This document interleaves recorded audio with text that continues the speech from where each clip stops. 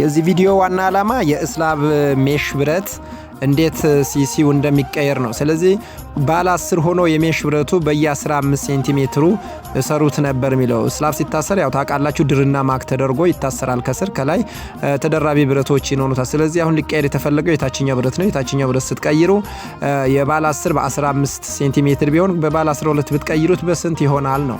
ስለዚህ የባለ 10ሩ ቅድሚያ ኤሪያውን እንፈልጋለን። በዚህ በምታዩት መልኩ ማለት ነው 78.525 ሚሊ ሜትር ስኩዌር ይመጣል።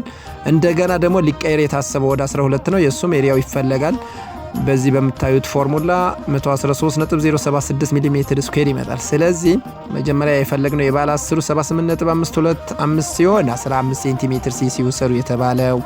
እንደገና ደግሞ የ113.076 የባለ 12ቱ ማለት ነው ኤክስ ተደርጎ የኤክስ ሲሲ ይሄን ያክል ይመጣል ማለት ነው። 21.6 ነበር። ብረት ስፔሲንግ ስትሰሩ ወደ ታች ብታጠጋጉት ነው ሴፍ የሚሆነውና ባለ 10 በ15 ሴንቲሜትር ሰሩ ካለ በባለ 12 ሲቀየር ደግሞ በ20 ሴንቲሜትር ሴንተር ቱ ሴንተር ይታሰራል ማለት ነው። ድርና ማክ ከሚታሰረው ብረት አንደኛው እንደሚቀየር ከሆነ ሌላውም በዚህ መልክ ይሰራል ማለት ነው።